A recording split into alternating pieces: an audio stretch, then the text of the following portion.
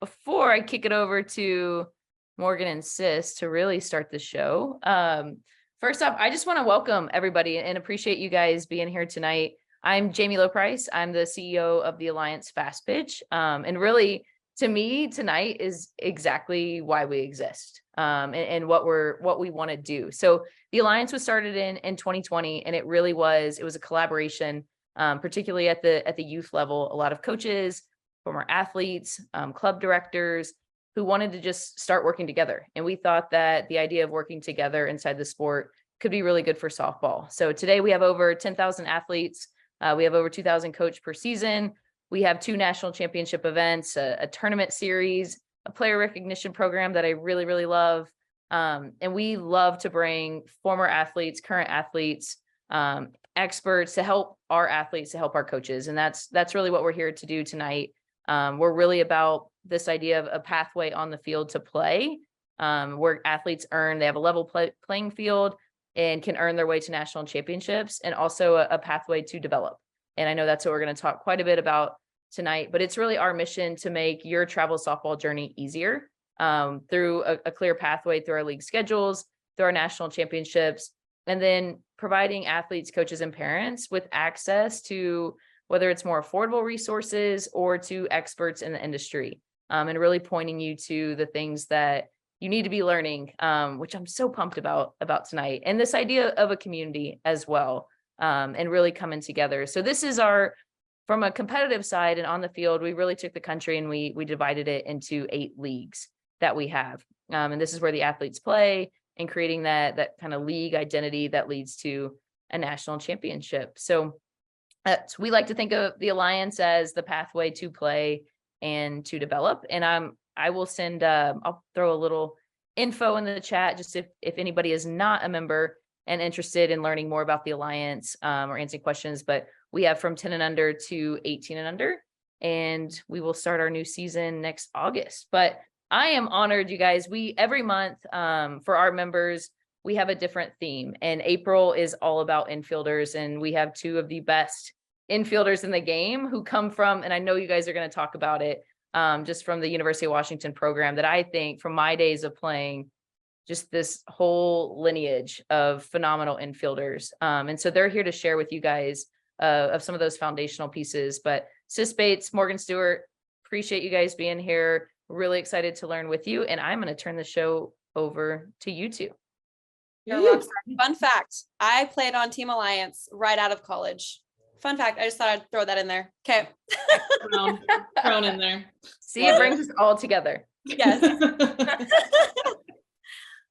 All right. Well, Jamie, thanks for having us. This is awesome. I'm going to just throw this slideshow up here and we're going to get started because we're ready to go. I think we're ready. Okay. All right. So this is why we're here. 5 things all infielders should know / should be doing. And that's us, Morgan Stuart and Sis Bates. So I'm going to kick us off, Sis, because not sure how many people know exactly who we are, what we do. I'm a current defense coach in Anaheim, California. So I'm over here on the West Coast. Washington alum, 2009 national champion. You guys can read this. But basically what I currently do is I teach the youth. I teach like 8, 9, 10-year-olds. That's like my sweet spot. And we're trying to teach them elite moves in the simplest way possible, trying to minimize movement to maximize efficiency and fun in the sport, trying to keep people developing while also loving softball. Sis, you got it, girl. Let's go. Okay, Morgan's awesome. So my name is Sis Bates, and I also played at the University of Washington, and I love Morgan so much. I watched her play when I was growing up. I am a professional softball player with Athletes Unlimited, and I currently play on Team USA, and I will be going to Ireland soon, which is super exciting. And yeah, so right now I'm still playing. I give lessons. I'm really passionate about kind of just helping people find their way in this space. Infield is something that has always been so fun to me. And I think it's so important. Sometimes it's over taught that you have to do it a certain way. And I just hope to share that everybody has their unique ways of moving and their own personalities. And hopefully we can just help share how to move efficiently and how to love everyone around you, baby, because that's what it's all about. Here we go. Here we go. Get ready, folks. Get ready. Sis, I'm going to let you talk about this one because clearly that's you. Let's go. Okay, let's go, guys. Number one, if you don't bring energy to the field, you're not being a good teammate, period, you guys. So this was something that didn't actually come super naturally to me. When I grew up, I was kind of shy and I didn't talk a lot on the field. And until I played for Tony Rico, he kind of pulled it out of me, but I didn't realize that I was not helping my team to my best abilities. When I'm sitting there quiet, I'm so internal, I'm not helping myself or anybody else around me. So I kind of found my way, and I'm someone that is very bubbly, happy, wants to pour into everyone around me. So once I figured that out, I was like, dude, I show up every day. You guys better be ready because I'm coming with a big old smile on my face and I'm going to yell at everyone. So everybody better be ready. So it's just something that I'm obviously passionate about, but I feel like everybody knows like the energy vampires, like you've been around them and they just suck the life out of you. And it's just hard sometimes. And you never want to be that teammate. So just always bringing good energy to the people around you is super important to a team. I agree. I'm also going to add on to that saying that I was not like Sis when I played, and we're not telling anybody to be any certain way. But in terms of energy, there's a ton of different ways that we give energy, good eye contact, communicating, what's your body language like? So you don't have to be super bubbly or smiley or dancing because, I mean, honestly, I loved watching Sis and Taylor Vanzee doing the second, third base thing and like being friends, and loved watching that. But I knew that I didn't play that way. I connected, Jen Salling was my shortstop and we connected a different way. Right. And it's not about looking like Sis or looking like me or looking like anybody else that you see on TV. It's about finding like your lane and how are you going to impact your team the best. This happens in games. This happens especially in practice where you're at practice more than you're actually playing games. So let's talk about the energy that we can bring to those settings so that we kind of build trust as teammates, as players, and we build confidence in ourselves. We're not just showing up on game day. We're bringing that energy every single practice, every individual workout, at home. So yeah, if we don't have energy, softball's really boring. So what kind of energy are you bringing? That's a really big thing that I love watching Sis play. And so that's why I think she's the best person to listen to about energy for sure. You're awesome. I will say one more thing about that. Sorry, Morgan. Yes, going back. Energy. So no, it's okay. I am someone that is very bubbly, crazy, la la la. But Morgan Flores was someone that was so consistently herself every single day, and you wouldn't see her running around dancing, but she was someone that you trusted was going to show up, and she was going to give you eye contact. She was going to be responsive. She was going to be the teammate that you needed. Her energy just looked a little bit different. So like Morgan was saying, you don't have to be a Morgan Flores or a Sis Bates. I want you to be the perfect person that you are and bring that same energy. Trust is built over consistency. So you figure out what energy is best for you and you just crush it. Crushed. All right. I'm going to start talking about this one. Communication is not optional. Like I said before, I teach, like my sweet spot is 9, 10, 11, 12-year-olds and people that are starting in elementary school when everybody loves softball. And then we somehow morph into this, okay, I'm a little bit more self-conscious. I don't know what to say. I'm a little bit scared. I don't want to look dumb in front of my friends. And then people start being labeled into, oh, she's quiet, she's shy, she does, that's kind of her personality. I am here to tell you, I was a quiet and shy kid, but on the field, it's not optional to talk. We have to communicate for safety reasons. So we're not being bowled over by outfielders and all that kind of stuff. And by the way, it's just part of the game to be able to talk to your teammates, tell them where you're at. And it's just not optional. So that's something that we can put into our practice plans. give concrete ways to practice communicating. I don't like just watching a professional game. It doesn't have to, communication is not just cheering. It's not just being loud. It's actually tactically communicating with your coaches and teammates and making sure that everybody's on the same page. Because as a defense, we function as a unit. It's not just one person out there going, oh, if it gets hit to me, I guess I'll do something with it. It's no, here's the plan. Here's how we're set up. And this is how we are defending like our territory out here. So sis, what do you got on that? Totally. I think you crushed all of that, but just going off of that, you can know everything in your brain, kind of like what Morgan was saying. Like, I know exactly what I'm gonna do with the ball. If I don't get it, I know where I'm gonna go, but you can assume that everybody else around you knows that. So it is like a safety hazard. You have to be able to communicate and talk to the people around you so that you know what you're doing with the ball, so you don't get bonked in the head or ran over by an outfielder, because it's the scariest thing, running back and not hearing anything. And all you hear is footsteps. It's literally so scary. So yeah, we got to learn how to communicate. Can I ask you guys a question? Yes. Because I know we have quite a bit of coaches. If I'm a 10 and under coach, 12 and under coach, 14 under coach, how could you actually practice communication with your infielders? What are some actual things that you could do at practice? Yeah. So one thing, when I do team workouts, I'll give them, hey, here's the expectation. I need every single person to say two things.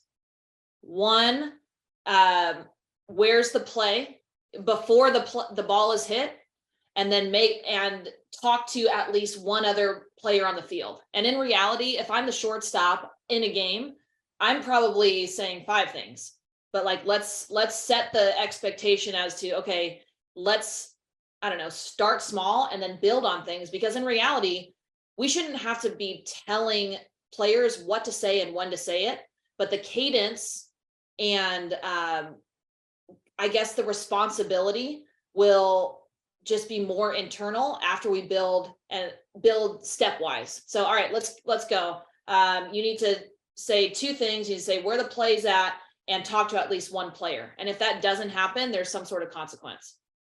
Okay, maybe it's burpee. I mean, I love burpees. I just and in reality, I don't use. I mean, I've gotten asked this a lot. Hey, do you use exercise as punishment? I don't look at it as punishment. I just look at it as, what's the standard? If we're not meeting a standard, let's fix it real quick. And especially with young women, nobody wants to make their friends run or do burpees. So that's the best motivation possible. Is like, I don't want to be the one, so I'm going to talk. So I think that's a really easy way to do it. Totally. When I was on Tony's team, he actually would like have us do it. Like, he would tell us, kind of like what Morgan was saying, he would give us a prompt, but then we would have to in front of people, and it used to make me so uncomfortable. I would like sweat. Don't call on me. But you get on the field and you're at your spot and you're talking. He makes everybody goes out there and you're talking to everyone, pointing and making sure that everybody knows what's going on. And I think just creating those scenarios, like runners, you don't have to actually hit balls, but just making sure people know where they're going with the ball before the plays. So running them through different scenarios together. Yeah. And last thing I'll say on this, and this is just like a tiny story. I used to play violin in 5th grade, and Let's go, baby. Yeah. That doesn't surprise me one bit. I love it. I didn't study. I didn't understand how to read music. And we got to like the big show at the end, and of course I'm in the back, like in the middle, just going, no one's going to notice that I'm just going to move my bow, I guess, at the same time. And what always sticks in my head is like, this is seared in my memory of, I thought I could hide in the middle and like nobody would notice me. But one, maybe I did in that scenario, because like it was 5th grade and nobody's really paying attention to a 5th grade symphony. But in this scenario, I know when kids are just like moving their mouth and not really saying anything. I know when they're not bringing energy. This is part of that energy piece. So it's one of those things where when it's game time and everything just sounds like noise, it's hard to practice it. So this should be done in practice time. And just for players that are listening, it matters what you say. Don't just make noise. You're trying to communicate with people and actually direct traffic out there. So it's important. Love. And I will also say, being on the other side of it, because at UW, we're like very loud, we're always communicating. But when you play a team that's like that, it's also like, oh my gosh, they really know what's going on. So you got to think of it that way too. Like they're like, oh my gosh, I better not hit it to her because she's talking about where she's going to throw the ball. So it's not only for you guys, but it's also the other team's going to know that you guys are on your, you know what. The game within the game. Let's go. All right, folks. Good footwork will beat a strong arm any day. If you have watched Sis play, you know that Sis does not have a very strong arm, but over my career, I have learned to apply things that I'm good at and kind of make up for it. So you'll see sometimes I just think about baseball. They have so much time and they can wait and wait and wait. For us, we don't have a lot of time. So we got to get our feet to the ball. We got to get our feet moving. So sometimes when we wait back because we have a strong arm, sometimes we'll get eaten up because we wait back so long, our feet aren't on time with the ball. And then we get a bad hop and where'd the ball go? So it might seem like, I don't have a good arm. Oh no, everything is bad. No, we can get our feet to the ball and we can be more efficient with our path from the ground up to our throwing arm. And it really does not matter. Of course, you need to take care of your arm and do your arm bands and do your everything training wise, but you don't have to have the strongest arm in the world to be the best infielder in the world. If you have good footwork and you work on your footwork all the time and you're confident in it, then you can play wherever you want to play. That's what I'll say on that, Morgan. Yeah. And then specifically, like what is good footwork? What are we talking about? When I think about good footwork, I think about once the ball's hits your glove, our feet need to be in position to actually set our back foot and get rid of it. So we have to be balanced, stacked, and our feet are our first line of defense.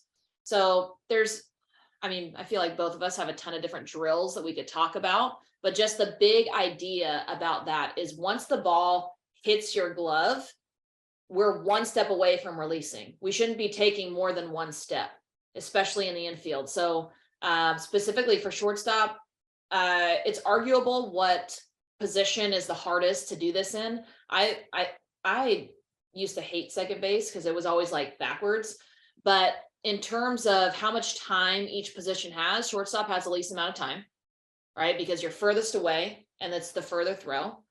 Third's got a little bit more time. We think about that internal timing or external versus internal timing. External is like, okay, how fast is the runner? How much time did it take the ball to get to me? And as an infielder, we've got that clock always going. Okay, 1 Mississippi, 2 Mississippi. Okay, she's safe. So as a third baseman, ball hits, you can probably get away with 2-3 steps because it's just easier over there. I mean, I was a third baseman, so I'm not just bashing on third baseman. It's like, oh, this is kind of nice. Got a little bit more time. So for anybody out there that wants to look at great footwork, I would YouTube. I'm not trying to blow you up, sis, but YouTube Sis Bates footwork. And she's got some really, really cool plays that are on YouTube.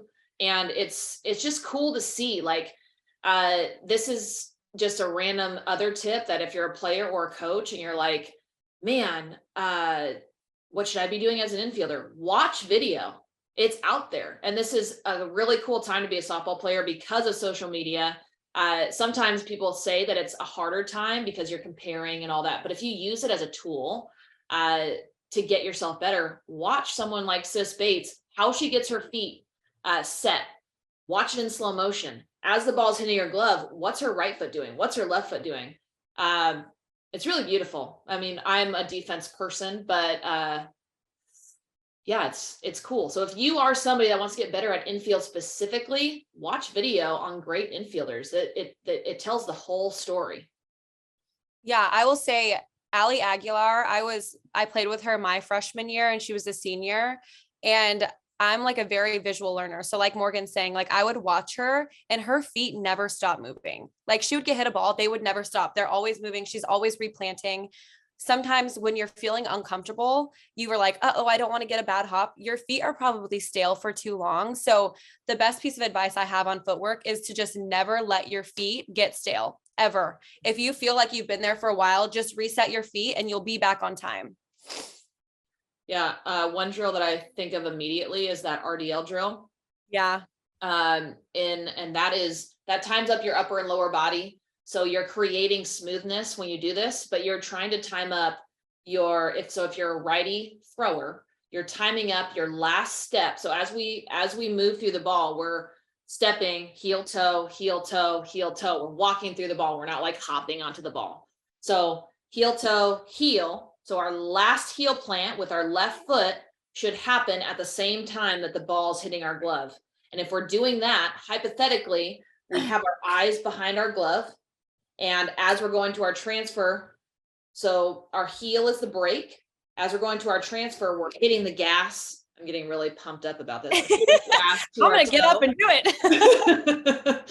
Hitting the gas and getting to our transfer so we can throw. So that's a way to, just like Sis just said, is our feet don't get stale because we're mid-step. And as we feel the ball, we can transfer and go. So easy. RDL drill. Look it up. There it is. Crushing I'm it. genuinely over here like doing this with you. I hope everybody who's watching is doing it too. Walking you through it. Too. Love it. Oh my goodness. So fun. Oh, look, this is all set up for RDL drill. Super fun. Okay, number 4. If you get bored of fundamental reps, infield might not be for you. I feel like this is a big duh, but also, what does it mean to get bored of fundamental reps? I think just like all of us were just doing, like just being really pumped up about the little things is what I think makes an elite infielder or an elite player in general. Like thinking about just the greats that have talked about, I was listening to this YouTube video on Kobe Bryant just this morning. He's talking about failure, and he shows him airballing 4 shots in a row, and then it clips to him, and this interviewer is like, what were you thinking, like on the second one, on the third one? Afterwards he goes, yeah, I didn't get emotional about it. I was really more just thinking like, why was that happening? And he was putting that all together. And I think if we take that idea about failure in general, or about training in general, or about how we are constantly getting better, it's so necessary to focus on the fundamentals and making adjustments and not caring about the failing part or the emotional part and all the things that can tear us down about softball, and just going back to the fundamentals. And that's something that's, I think, can be really super beneficial, especially as we grow up in the sport, because the sport can be depressing at times. Like we're striking out, we're making errors, our coaches are yelling at us, we've got homework, we're tired, all of these things. But then you go back and you're like, wait, softball's fun, because look at how we can just build incrementally on our fundamentals. So obviously I'm really in love with the defensive side of the game. So I can go on and on about this.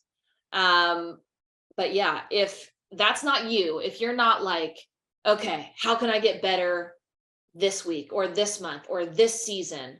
It's going to be really tough for you to fall in love with the sport and to be there long term. Yeah. I'm going to share a tiny little story. Me and Morgan are very passionate about this, you guys. I apologize. We're like, can't do it. In a time in my career, I almost stepped away from softball. And what got me back, I was in that place that Morgan's talking about. I was like, this stuff is just not fun for me right now. I can't flip the switch. Like, I don't know what's wrong with me. I was the one hiding. I was like, don't hit me the ball. I can't get the ball. I don't want to make a mistake to lose the game for my teammates. And what got me back was the fundamentals, me doing everything that made me fall in love with infield in the first place. So I literally was playing wall ball, you guys, and I was like, dude, it's coming back. Ooh, it's coming back. You guys better watch out because I'm coming back. But seriously, just doing little things. And then you get back to a place where you feel like yourself again, and you can be confident because you've prepared for those moments in the simple fundamentals that you have learned for all of these years. And it's so freeing when you get to that point where you know how to get yourself back because you've been there. And man, how simple is it for me to just go get easy reps every day and just feel like myself again because I'm confident. Sorry, I want to chime in and ask one more question because I love this, you guys, as somebody too, like super passionate. But sis, you're playing professionally right now. How often as a pro athlete are you working on the fundamentals? Oh my gosh, every day, you guys. I literally do something fundamentally before I get into any type of workout every single day. And it gets me warm, but it also like puts my mind at ease. Like, yep, I'm still here. It's still the same game that I've been playing for 20 years. Like, you got to get back to that space. And the fundamentals never go out of style. They're always going to be around and you're always going to go back to it. Good question, James. Yeah, I guess I'm going to go backwards a tiny bit and just talk to the coaches too, because I've gotten a lot of questions about, hey, what do you do to motivate your team? What do you do when people don't like to do their everydays or throw? It's like, still make them do it. Look at the professionals. They're not playing catch out there. They're not doing their tee work. They're not doing everydays. Look at what they're doing. What do you think got them there? And one thing I'll say about defense is I think defense is, to me, skill-wise, easier than hitting. And if we can master supposedly quote unquote easy skills of being in control of the ball, being able to master our throwing mechanics so that we're consistent every single time, why wouldn't we build ourselves up mentally and confidence wise in the easy skills to prepare us for just getting like stabbed in the heart hitting wise? Sometimes, like hitting 300 is great. I mean, and that's failing 7 out of 10 times. So we need to continually build ourselves up mentally. And I think that's very easy to do by practicing our fundamental reps and leaning on that. Totally. And to wrap it all up with a beautiful bow, if you start bringing energy to your fundamentals, you guys, it's going to make it so much fun for everybody. So if you bring the energy in whatever form that is, you guys are going to want to do the fundamentals every single day together. Okay. Sorry. I'll get off my little soapbox here. Okay. Back on. Proper preparation puts you in position to make the big plays. Can we play this video? I don't know. I really don't know. It's okay. If we can't, then I can just explain too. I really want to. Yeah, it's okay. Yeah. Explain it, sis. Okay. So here we are, you guys. So proper preparation. We got to prepare to be in the moments that we're in. So right now, I'm just going to give you the scenario. My team is winning by 4 in the bottom of the 6th. So it's later on in the game. We're up by a good amount. Runner on first, and I'm at shortstop. And the pitch that Denham is throwing is somewhere on the outer corner. So knowing how Sid hits and how people hit the ball off of Denham, which comes from watching film and just being a student of the game and watching people play, I have an inkling that Sid might hit it up the middle. Sid's a great hitter, so Sid hits it up the middle many times. So I cheat myself to the middle a little bit, and the ball does end up going there. My feet are in the right position, and then we turn a double play. Those things, when you watch someone, you play behind your pitcher all the time, you start to get a sense of where the ball goes off of people's bats, and you can start to play the game a little bit. And we're up by a lot, so we can play the game a little bit more here. If we were tied, I might not throw my marbles all in, but in this situation, we can test it out a little bit to try to get that double play. But I would just say, like, doing your homework and really getting a feel for the pitcher that you're behind can really help you put yourself in positions, and as coaches, to help the players be in the right positions at the right times. Yeah. And I will say that at any point that Sis was explaining that, she didn't talk about uh RDL drill or her posture or what her gloves doing.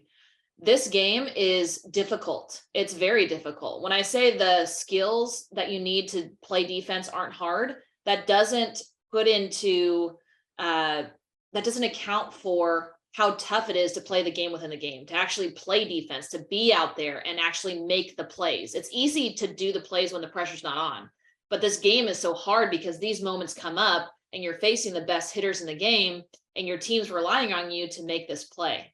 So in terms of proper preparation, we need to put in the work, we need to put in the hours, we need to put in the reps so that when it's game time, you're not thinking about mechanics.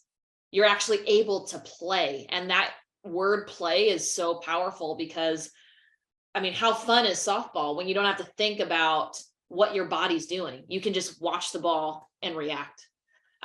So that is, I think, what this video is supposed to be showing, but I don't know what's going on. So That's we're gonna okay. I'm gonna also tell you guys, Sydney hits the ball so hard, and sometimes you also just get lucky and snag it, but she's amazing, and you should watch videos of Sydney Romero as well. But yeah, I would just say your communication and your relationship with your pitcher is so important. And when you start to get a good feel off of what your pitcher needs, that tells you what kind of energy you need to bring to your pitcher. When you start to get a feel of where the ball goes off their bat, okay, maybe I can position a little bit different for a righty or a lefty, or there's a runner at first, maybe I can position a little bit more with Gabby, but not with Taryn, and things like that. So being a student of the game is so important, and it gets easier as time goes on. You keep practicing it and you keep practicing it, and you start to figure these things out when you're not thinking about, oh my gosh, if the ball's hit to me, my chest better be over the ball and my foot better be on time. You're just freed up to play the game how it's supposed to be played.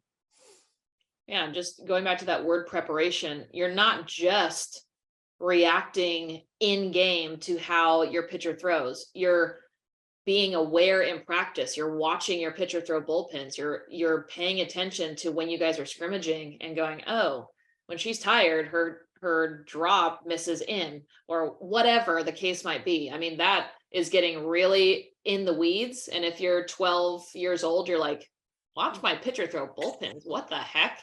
But fortunately for college players, you guys have a lot of video. So now it's like, it's insane. It's really cool. Actually, you can watch like, all right, I want to watch, Ruby throw all curveballs. I'm going to watch all of her curveballs right now. And you can see that. And that's the really fun thing about softball, which is why it's going to continue to get better and better, is now we can use tools like that to prepare. So as a 12-year-old, what can you do to prepare? As a 12U coach, how can you best prepare your girls?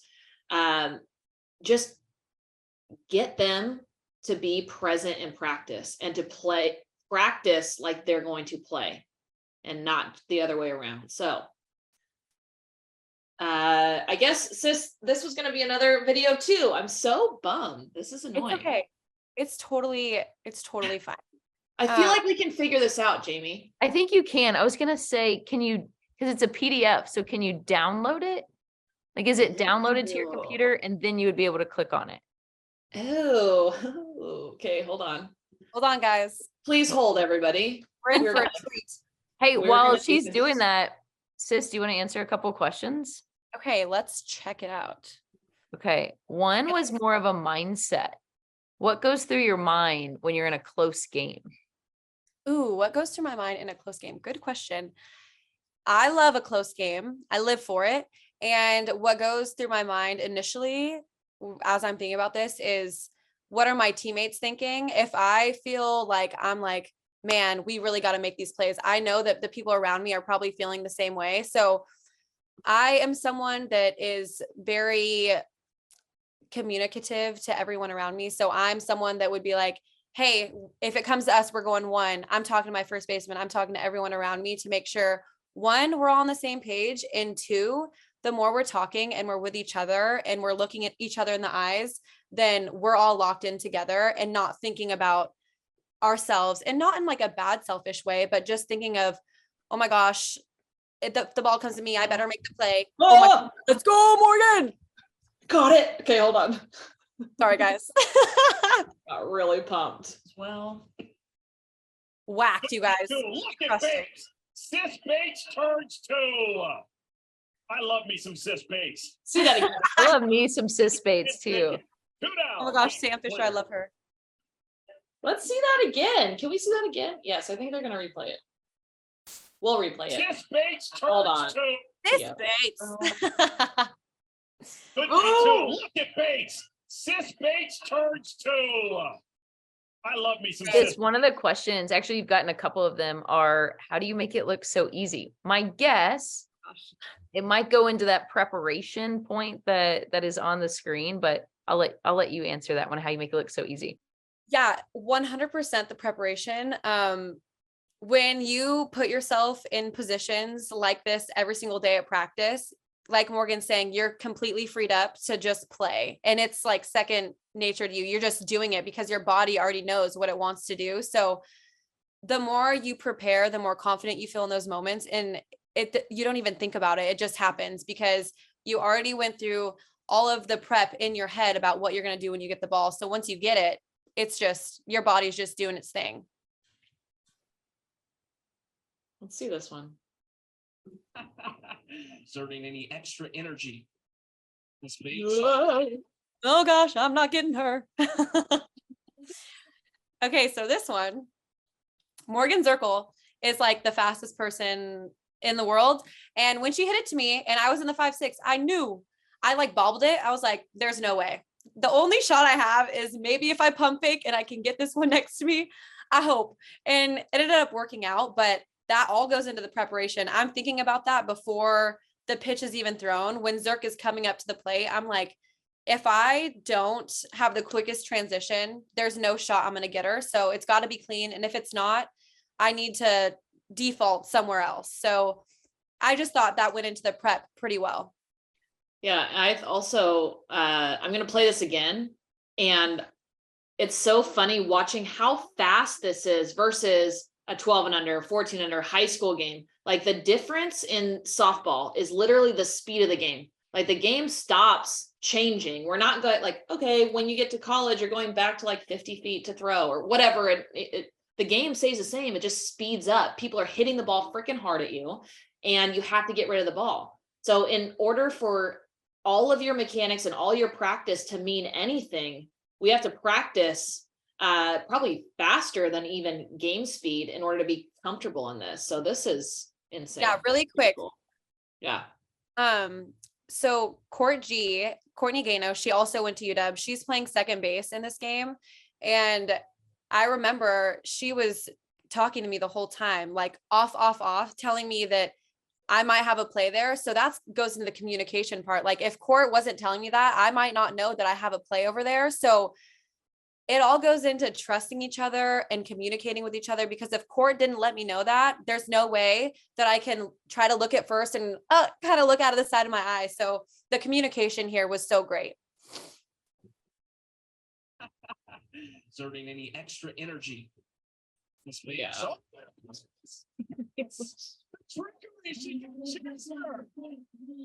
Oh gosh. And then I was like, oh no, sorry. I know, that's very cool. All right, those were our 5 points. I feel like we might have some more questions. I don't know, Jamie, before we go into our next thing that we're going to talk about, but what do you think? Yeah, I honestly, so I skipped a couple because I think you're going to answer them with some of the stuff that the two of you are doing together. But we did have a couple, one player even referenced wearing a mask and maybe being afraid, like getting behind the ball. Do you guys have any? I'm going to go to the exact question. How do you keep the ball in front of you when a hard ground ball has been hit to you? Oh, good question. I'm just going to speak from my experience. When I was younger, I was never taught. I was always taught to charge the ball. And not until I got to college was I taught, dude, what are you doing? You're like colliding with something that is hit a million miles per hour and you want to go get it. Like it's okay to take a back angle and to see it from the side. You got to see the speed and direction. And when you do, maybe you stay there from the side and field it there because that's the best shot you have. Because sometimes when you're just running at something that's hit so hard and you collide with it, that's not the best option you have on fielding it. And I didn't learn that until later on in my career. I wish I learned it earlier. Yeah, as far as I would definitely have to know the situation, like our ball's going underneath gloves, or are we just like afraid of a hard hit ball? But I think focusing on posture and actually seeing the ball all the way in are huge, and just understanding that hinge position instead of bend your knees and butt down. That's like the new era of softball training, is like focusing on the actual athletic hinge instead of being upright with our chest. We're getting our chest over the ball so that our hands actually are more naturally dangling out in front of our eyes to make it easier to feel the ground ball. So both of what Sis said, footwork and also posture. I love it. We had a couple that actually referenced a defensive slump. Have either of you ever just maybe not been feeling good or felt that you were in a defensive slump? And what are some things maybe that you did to get out of that? Yeah, well, I certainly was when I wanted to not play softball ever again. And like I said, the fundamentals brought me back, and confidence is really truly bred through your preparation. And once you start preparing and doing it sometimes on your own, you start to feel a different type of confidence that you didn't feel before when your coaches were constantly telling you what to do. You're taking it into your own hands, and you're starting to feel confidence through yourself by feeling prepared for those big moments. So that's how I got myself through it, was by doing the work, feeling confident again through my preparation, and just getting back to the fundamentals and why I fell in love with the game. Yeah. I remember two specific things. I never thought of it as a defensive slump, but one, I remember I grew like 3 inches at one point, and balls were just going underneath my glove. And I didn't understand that it was like my body literally changed. So I had to change my mechanics. So for, I don't know, a month or two, I was having a problem with it. And the second one was I got hit in the chin, and I was just pulling my head out of there because I was afraid of it. Like mentally, I'm like, okay, just look at the ball. I'm not afraid of the ball. I just look at it. But you can't for a little bit. And the answer with both of them, and this is what I tell all my girls, is like, just take more reps. Like you just have to train this part out of you. And as long as you're taking quality reps, you're not just out there just because somebody's telling you to do it. If you're taking quality reps, the body is way smarter than our brains are. Like, it's going to evolve. It's going to adapt. I love it, you guys. There's quite a bit of, I think everybody is listening because they have great. a lot of questions Bring them on on. footwork, in particular, and footwork, and some things that we can do, but maybe jump into what the two of you have in store, and maybe how you can continue to help infielders, because there are a lot of questions and I love it, but something tells me that you guys might actually have some answers that you can keep helping people with. Yeah. I mean, this slide's kind of has already said it, but we created a resource speaking exactly to how to prepare. A lot of what we talk about in this next tool that we created is how we prepare. We've said this word preparation probably, I don't know, 100 times already in this. But what kind of prep? We're talking about pre-game, pre-practice, understanding what specifically goes into that prep, and what we actually mean. I think that's what coaches and players want, and parents, is like, okay, I understand they need to get ready, but like, how? What is it? Tell me the workout, tell me the thing. And we actually put that together for you. So it's pretty cool. It's pretty cool, with a little bow, perfectly for that. So yeah, this picture, look at my face, LOL. But that was when we did it together. That was when me and Morgan became best friends, you guys. Yeah, this was I'm sorry, sis, for your face, but this was our only actual picture together. And that's just that's the way the way the cookie crumbles, you know, like It is. you But gotta I be love ready. cookies, so it's fine. I don't care. I don't care. That's all we got. Thanks for having us. And we can answer more questions, or we can just tell you where to find our course because it's legit. It is elite, you guys. It is indeed. Let's All right, see. I gotta stop sharing. I gotta stop. I'm looking at some I'm gonna stop questions. the sharing. See. We do have some on fly balls and managing communication between infielders and outfielders. Any advice on that, you guys? What is your to Morgan? Or I've maybe always thought- Morgan, like how as a coach that maybe you work with your infielders on that. Yeah, I teach my infielders to go 100% all out unless you're called off. So as infielders, we are balls to the walls. It might be scary, and that is where the communication comes in, because we can't see behind us. We don't have eyes in the back of our head. But one is you have to be aware of where people are playing. You have to know your teammates. You have to understand, okay, is my left fielder like a speedy lefty slapper who's already playing shallow because there's a speedy lefty slapper up to bat? So then I know that I'm going to be explosive in my first couple steps, but I'm going to be listening not just for her footsteps, but for her to call me off. And that is all done again before the game has started, in practice, understanding, okay, let's take some of these tweener reps so that I know maybe we don't want our body to tense up and be bracing for contact, because that's when the ball tips off our glove and errors are made. So infielders go all out. Outfielders have control, but they have to know that they have to call the ball early in order for it to not get hit with an infielder. Totally. Because I'll say, as an infielder going back, it's terrifying if you don't feel confident that your outfielder will call you off. So you go back before the pitch is even thrown. It's part of your preparation is you're looking and you're seeing. I have like vivid memories of looking Sammy straight in the eye, and I'm talking to her, but I'm also getting a gauge of where she's at and how much room I have behind me. And sometimes we get caught up too. So sometimes the outfielder, it's nice to hear something, because once I hear, I can also turn. But Sam would just be like, "Hey sis, I'm here." Just in that, I'm like, okay, let me turn and see how much room I have. You know, one of the best things, because I grew up a middle infielder my entire life and then moved to outfield, and having the empathy for knowing what those infielders are going through and Like, being able oh man, that would suck. Yeah. I'm like, I know, I've been there Oh my before. gosh. It's so scary. Yeah. I've collided quite a few times, and I'm not very big, and I just get boom. Yeah. Sis, we did have a couple of questions on transfer and how you do a good transfer. How can you make your transfer better? You're pretty good at that.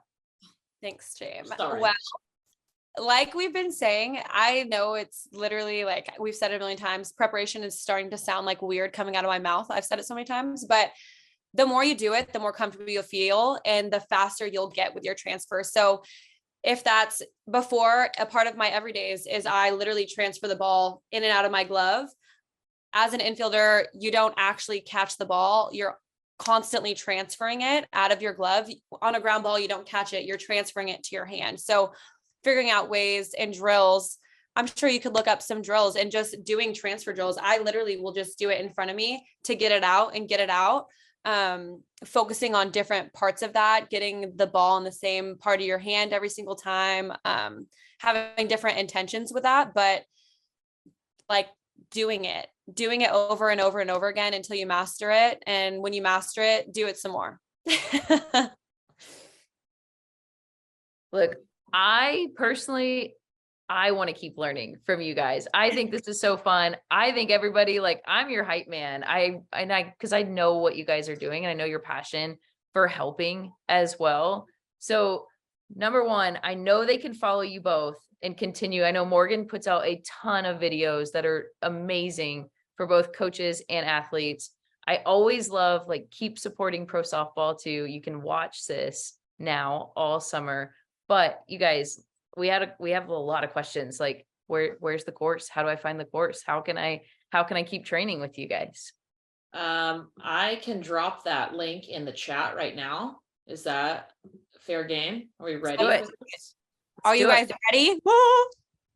Is this the right link? Yes, please. People are going, yeah. I don't know what I was going to drop in there. Let's see. Good old technology, I right? think this is it. So as Morgan puts that in the chat and you can click on it, can they purchase the course right now? They should be able to, yes. Drop it like it's do. hot. Let's go, Kyle. I also think we have a giveaway, right? Don't we have yeah. Oh my God. signed first off, Sis Bates has her own glove, right? Actually, you both have your own glove too. Morgan right? does too. We both have our own gloves. That's so cool. Yeah, That's but we are getting the giveaway from the Sis Bates Glove. So tell us the deets. Let's go. This Boom. is so exciting, you guys. A lot And of we people aren't also- seeing the link. I know we got several questions. We will email the recording out to everybody. And we will email the link to the course too. An hour goes by so fast. That really was so fast. I actually have one more question. Who's your favorite besides Sis currently? Who are some of your favorite infielders to watch right now? Oh my gosh, right now.